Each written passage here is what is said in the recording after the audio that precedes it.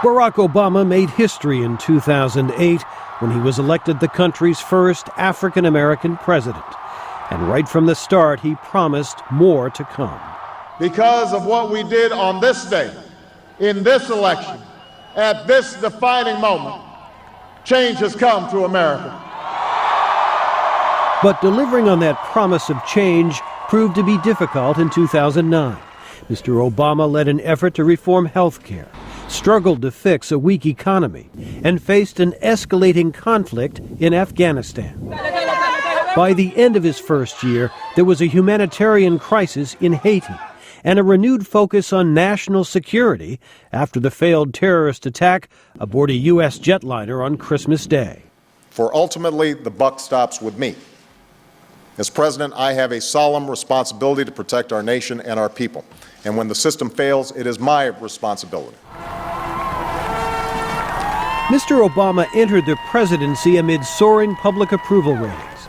But the past year has taken a toll, and recent polls show Americans are about evenly split on his first year in office. This is Peter Brown of the Quinnipiac University Polling Institute. They like Obama personally. They think he's trustworthy and honest. They think he's a strong leader. They say they don't necessarily agree with him on the issues they're most concerned about. They wish he would spend more time on the economy. They don't like the health care bill. Passage of the health care bill in Congress could come soon, but the issue has stoked intense opposition among grassroots conservative activists, and that could help Republicans in the November midterm elections, says Senate Republican leader Mitch McConnell.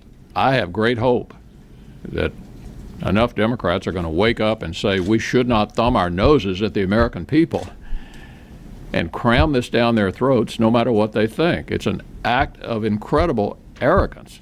The health care debate has already become a defining issue in Mr. Obama's presidency, says Matt Dallek of the Bipartisan Policy Center in Washington. I think also health care reform, which has consumed so much of the energy of the first year.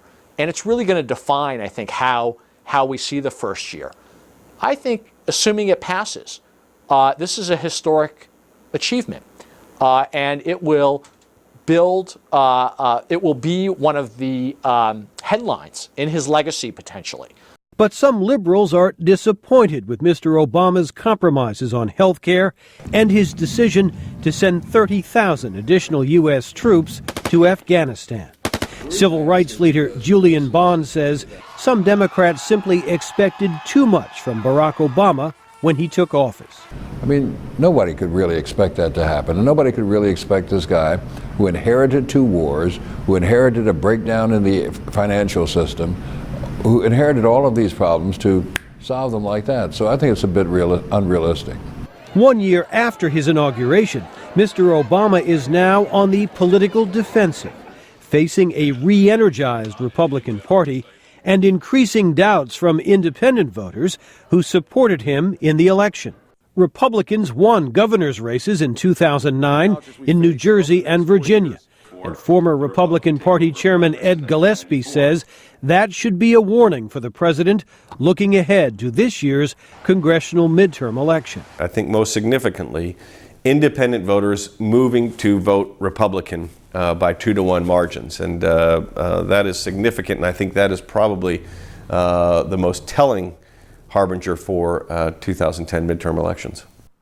Republicans are expected to gain congressional seats in November, and political analysts say that could hamper the president's ability to pass significant legislation through Congress over the next couple of years. Jim Malone, VOA News, Washington.